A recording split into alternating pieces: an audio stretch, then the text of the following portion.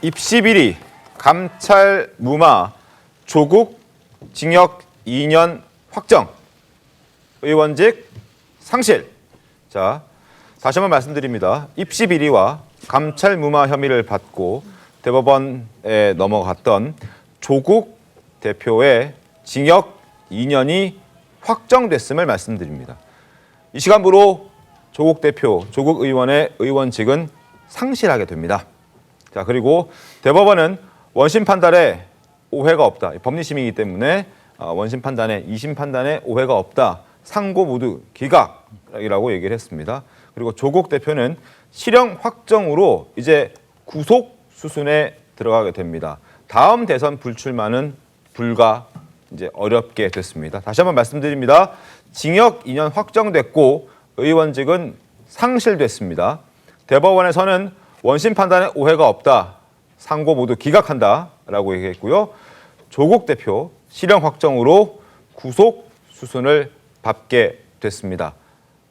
자연스럽게 다음 대선은 출마하기 어렵게 됐다는 것도 다시 한번 말씀을 드립니다. 자, 대법원이 조국 판단에 대해서, 조국 대표에 대해서 유죄를 확정했습니다.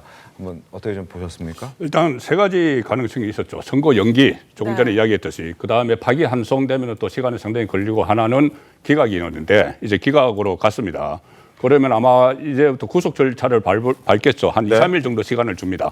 그리고 스스로 구치소로 가야 돼요. 그때 한명숙 전 총리 때 그런 사례가 있었었죠. 네. 그 장면을 떠올리시면 되는데, 지금 기간을 얼마 주는지는 모르겠지만은 지금 이 순간에 기각 결정을 딱 내리는 순간에 국회의원직은 날아가고 또 피선거권도 박탈되죠. 네. 그래서 지금 당 대표도 아닌 상황이 된 거예요. 예. 당 대표도 아닌 상황이기 때문에 이제 그러니까 2년 후에 5년 동안 피선거권이 박탈되니까 7년 동안 피선거권이 박탈되는 겁니다. 네. 그리고 그렇죠. 만약에 사면 복권이 있지 않으면은 7년 동안 선거에 못 오는 그런 상황이 되는 것이고, 그 대신 이 국회의원 자리는 그 예비 후보자가 다시 이제 선거를 하게 되는 상황인데, 그 조국 혁신당이 얼마나 어려워졌느냐 하면은 이것뿐이 아니고 넘버 2가 황운하 원내대표죠. 네. 황운하 원내대표도 1심에서 조금 전에 말씀이 나왔다시피 징역 3년을 선고를 받았는데 법정 구속이 안 됐어요.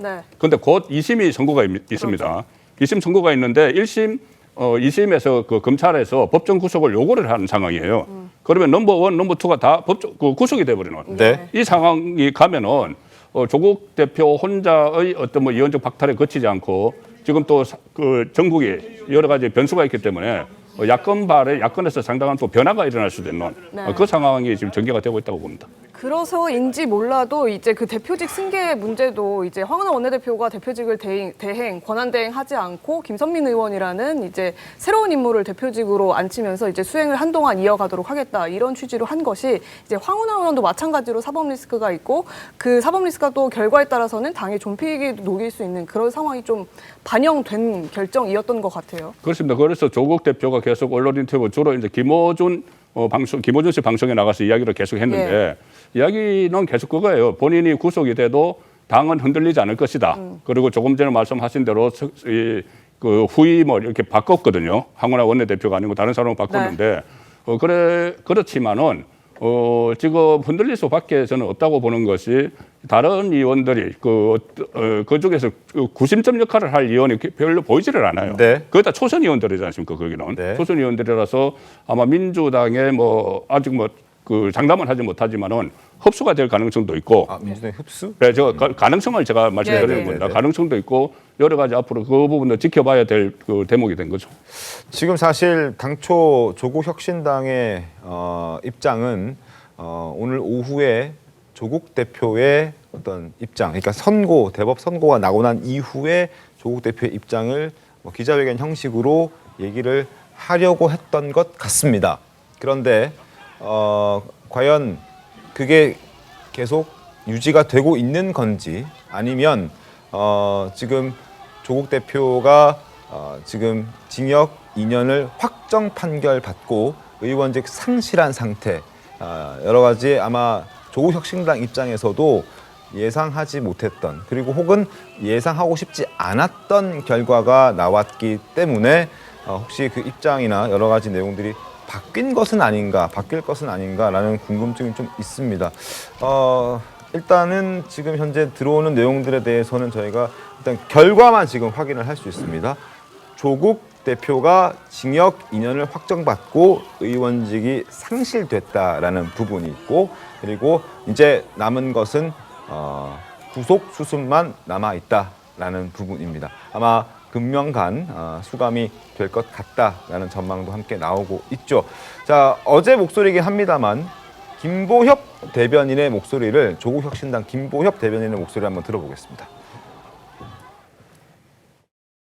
조국 대표 대법원 선고기일이 잡히기 이전부터 조국혁신당은 만반의 준비를 다 해두고 있습니다. 연기가 되거나 파기환송되거나 그러길 기대하나 최악의 경우에 대해서도 대비를 하고 있습니다. 지난번에 대표 권위 시 수석 최고위원 김선민 수석 최고위원이 대표 권한대행을 맡게 된다라고 대비책을 세워뒀고요. 그에 따른 연쇄적인 조직 체계 정비도 이미 다 준비를 마쳐놓은 상태입니다. 그 대법 선고에 대해서 조금 더 얘기해 보겠습니다. 특히나 이 조국 대표 공개적으로 그동안 본인의 혐의에 대해서 계속적으로 부인을 해오는 모습을 보였었는데요. 그 당시의 목소리가 어땠는지 바로 이어서 들어보겠습니다. 저는 사실은 이런 것 자체에 대해서 사실 전혀 모르고 있었습니다. 제가 아이 교육에 대해서 좀 무관심, 그 점에 있어서는 무관심한 편이었습니다. 도대체 어떤 일이 벌어졌는가 저부터도 궁금하여 이번 2, 3주 동안 꼼꼼히 한번 확인해보고 보았더니 그 당시 상황이 그랬다는 것입니다. 10대 고등학생 아이가 당시 입시 제도 하에서 이리 뛰고 저리 뛰고 해서 인턴을 구해서 뛴 것, 그 자체를 두고 저희 아이를 비난하는 것은 좀 저로서는 과도하지 않은가. 5년 만에 이제 결과가 나왔습니다. 저때 얼마나 상황이 어지러웠습니까? 국회에서 지금 백팩 메고 조국 당시 이제 법무부 장관이 들어왔던 모습이 그 민정수석 시절이었죠. 들어왔던 모습이 기억이 나는데 드디어 5년 만에 징역 2년형이라는 확정 판결을 받았습니다. 자, 그리고 조금 전에 대법원 앞에서 조국 대표가 있는 조국혁신당 의원의 김선민 의원의 입장이 좀 나왔군요. 잠깐 짚어드리도록 하겠습니다. 법원의 결정에 깊은 유감을 표합니다. 이 사건의 시작에는 내란 수괴, 편집증, 과대망상 환자 윤석열이 있다는 걸 국민들은 똑똑히 아실 겁니다. 이렇게 입장을 밝혔습니다. 그리고 우리 당은, 조국혁신당은 당헌 당규 내규에 의거하여 당을 운영하고 윤석열 탄핵에 기대 큰 물결로 동참할 것입니다. 라는 입장을 냈습니다. 우리 모두 조국이 되어 조국을 기다리며 민주의 시간을 열어가겠습니다. 이상입니다. 라고 조국혁신당 김선민 의원이 이 같은 입장을 밝혔습니다. 자, 저희가 영상이 준비되는 대로 다시 한번 그 목소리 들려드릴 수도 있을 것 같은데 어찌됐든 내용은 굉장히 자극적입니다. 송국 본부장님 어떻게 보셨습니까? 왜 시작에 윤석열 대통령이 있죠? 아마 그 이야기를 하는 걸 거예요. 윤석열 대통령이 검찰총장 시절에 네. 이 수사가 시작이 됐죠.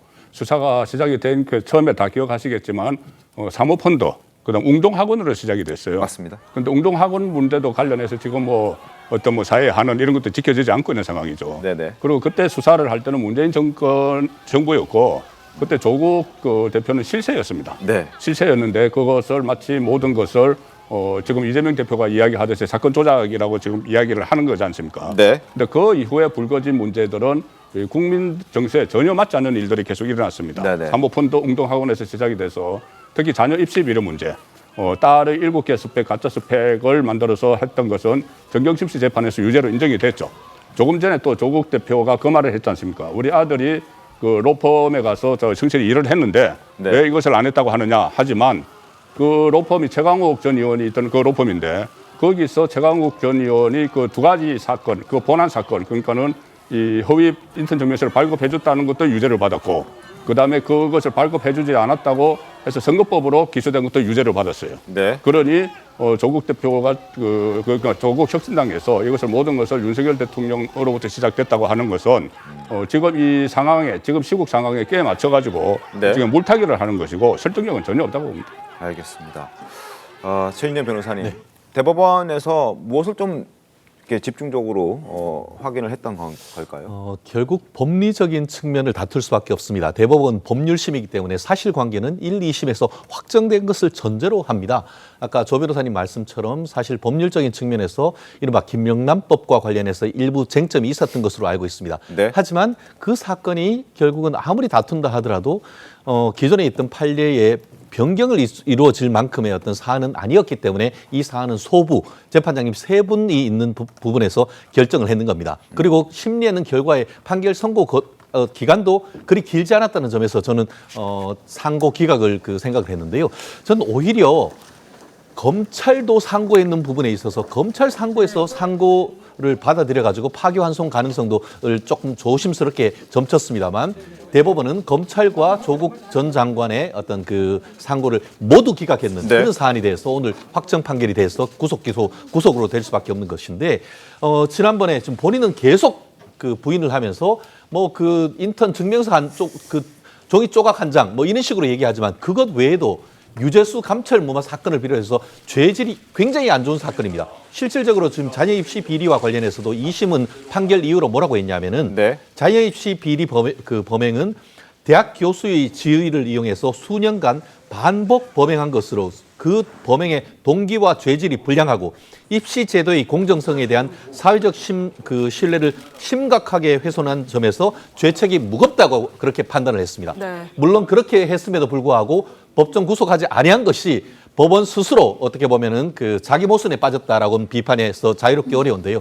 그럼에도 불구하고 저는 이 입시 비리도 중요합니다만 문재인 정부 하에서 이른바 유재수 감찰 무마 사건 네. 이 사건이 직권남용 권리행사 방해죄로 유죄가 인정된 것도 굉장히 큰 의미가 있다고 봅니다. 실질적으로 민정수석으로 있으면서 내부적으로 힘을 써가지고 감찰 들어오고 뇌물 받고 있는 사람에 대해서 감찰 다 무마하게 해주고 결국은 청와대에서 옷 벗고 나가가지고 이 부산 경제부시장까지 했지 맞습니다. 않습니까? 네네. 그 과정에서 그러한 비리를 뒤에서 적극적으로 지금 관여했다는 점이 밝혀졌는데 그럼에도 불구하고 법원의 어떤 판결에 대해서 유감이다? 정말 21세기에서 있을 수 있는 조국 정강입니까? 조국 혁신당이 아니고 조국 퇴보당 아닙니까? 자. 예, 지금 말씀은 네. 좀 약간 흥분하신 것 같은데 지금 말씀은 이제 개인적인 변호사님의 의견으로 저희가 설명을 다시 드리도록 하겠습니다. 조기현 변호사님 좀 추가로 여쭐게요. 방금 말씀해 주셨던 것이 장학금, 딸 장학금 문제에 대해서는 파기환송 여지가 좀 있을 거다라고 조심스럽게 예측을 좀 하시긴 하셨는데 결과적으로는 지금 모두 유죄가 원심으로 확정이 됐습니다. 그렇죠.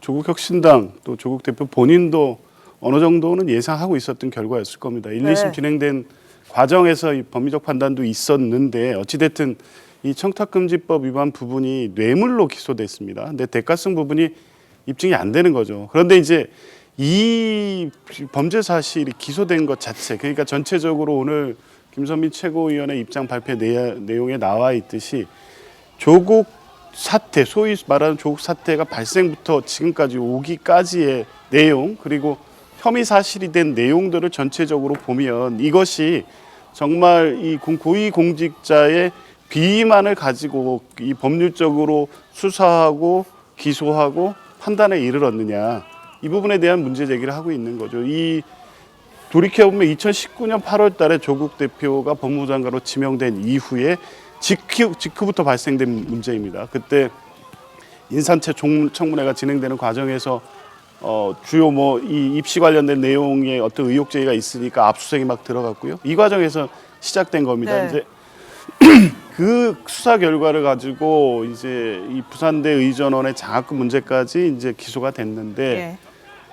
그게 청탁금지법에 해당되는 사항이냐를 가지고 법적 다툼 충분히 있을 수 있습니다. 이후에도 물론 유죄 확정이 됐기 때문에 네. 선례로서는 남지만 청탁금지법이 이 시행이 돼서 여러 가지 사례들이 쌓이고 있는 상황에서 발생된 문제여서 과연 이게 직접적 직무 관련성이 없는 부분에도 적용될 수 있는 사건이기는 했지만 이렇게까지 확장해서 처벌할 수 있느냐에 대한 문제 제기는 있을 수는 있습니다. 그러니까 조국 대표에 대한 유죄 판결과 별개로 청탁금지법에 대한 논의도 있을 수 있고 이 재판이 여기까지 오니까 이걸 기소해서 한 것이 적정했느냐는 어떤 정책 비판의 수준인 거고요. 어찌됐든 이걸 받아들이지 않을 도리는 없고 조국 대표도 수용하고 그에 대한 어떤 법적인 책임을 다 따르겠다고 했기 때문에 아마 네. 그 순서로 갈 겁니다.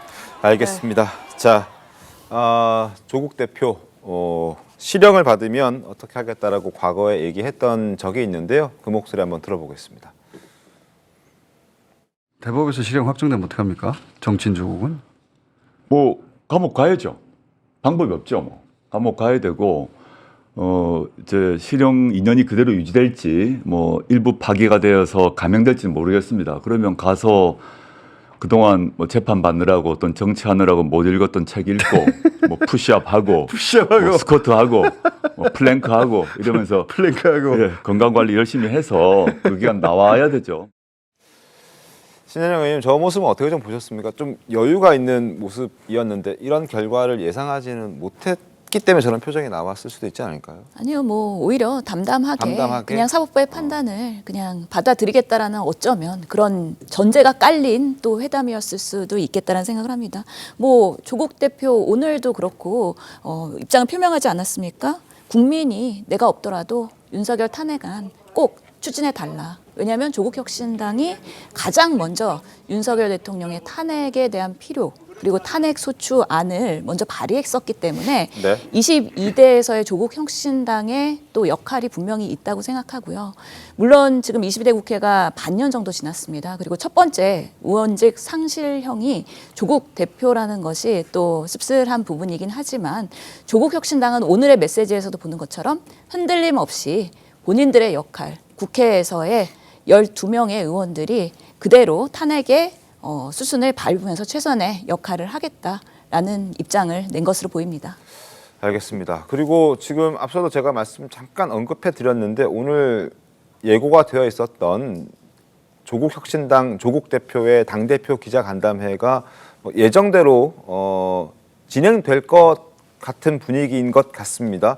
조금 전에 이제 공지가 된 내용을 보면 12시 50분에 긴급 최고위원회가 열리고요. 1시에 긴급 의총이 있고 그리고 1시 30분, 오후 1시 30분에 당대표 기자간담회가 있다고 합니다. 이 얘기인 즉슨 조국 대표가 이 자리에 참석하겠다는 이야기인데 자, 지금 구속 수순을 밟고 있어야 되는 것이 아닌가 싶은데 이렇게 참석할 정도의 여유 시간을 법원에서 주나 보네요. 어떻게 보십니까? 일반적으로 한 2, 3일 정도는 이제 신변 정리를 하라고 그때 한명숙 전 총리도 그 정도 줬어요.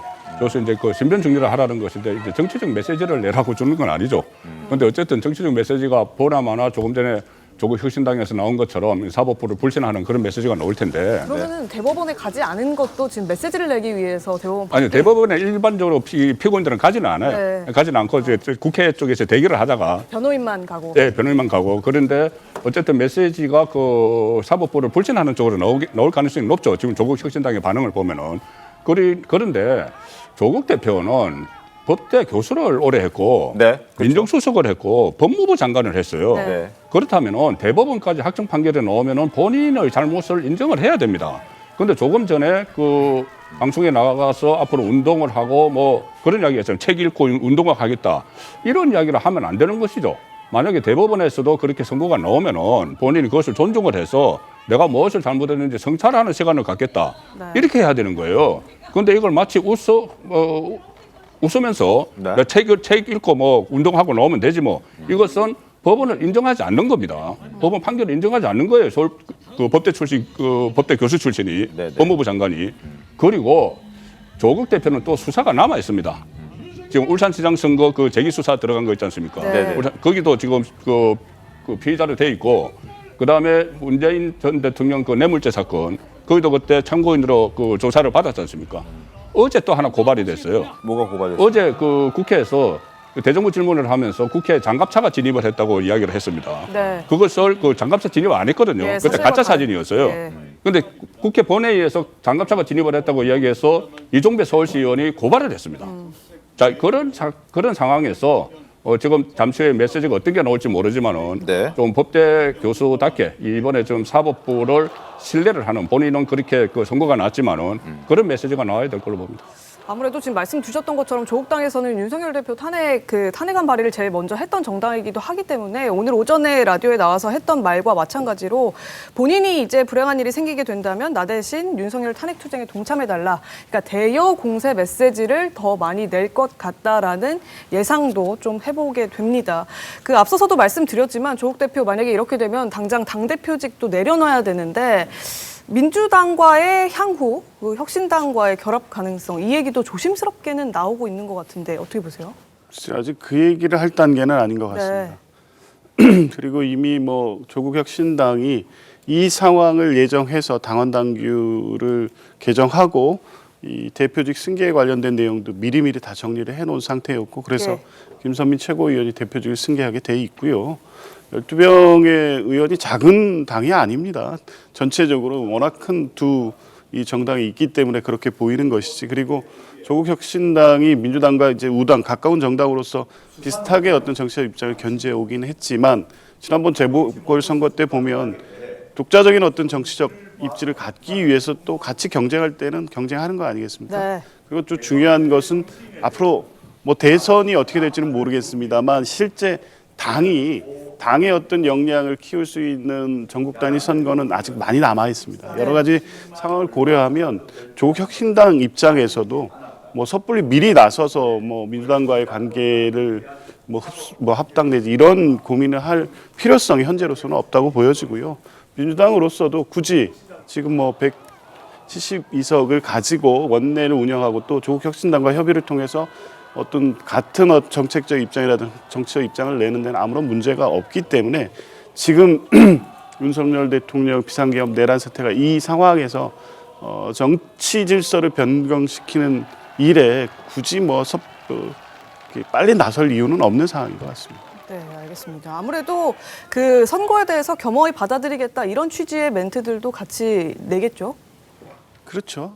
뭐 조국 대표는 일관되게 그 입장을 견지해 왔습니다. 네. 다만 법률적으로 다툼의 여지가 있는 부분이 있고 이런 부분은 무리한 기소에서 시작됐다는 입장을 견지해 왔던 거지 법원의 판단을 부인한 적은 없고요. 그리고 또 도덕적으로 윤리적으로 이 입시 관련된 문제가 국민들 정서에 어떤 영향을 미쳤는지에 대해서 도의적 사과도 수차례 해왔습니다. 이 대법원 판결에 대해서도 그런 입장을 밝힐 것으로 보이고요. 네. 다만 당면에 있는 어떤 우리 이 나라의 현실, 이 비상계엄 내란 사태에 따른 정당 어디까지 오늘까지는 정당 대표로서의 마지막 입장 정도 밝히는 자리가 되지 않을까 싶습니다. 알겠습니다. 오늘 유튜브에서 조국 대표가 지금 자신은 혹시라도 불행한 일이 생긴다면 본인 대신 윤석열 대통령 탄핵에 앞장서달라 이런 메시지를 남겼었는데 조금 전에 확정 판결 나왔죠. 그래서 중앙지검에서도 입장이 나왔습니다. 금일 피고인 조국에 대해 징역 2년의 실형이 확정되었는 바 검찰은 형사소송법과 관련 규정에 근거하여 통상의 절차에 따라 신속하게 형을 집행할 예정이다라고 이야기를 합니다. 자, 다시 한번 말씀드립니다. 조국 대표 징역 2년의 실형이 확정됐고 이제 수감 절차만 남아 있습니다. 뭐 하루 이틀 정도 신변을 정리할 수 있는 시간을 준다 하니 오늘 오후에 마지막으로 아마 자신의 입장을 당 대표 기자 간담회를 통해서 입장을 밝힐 것으로 예상이 됩니다.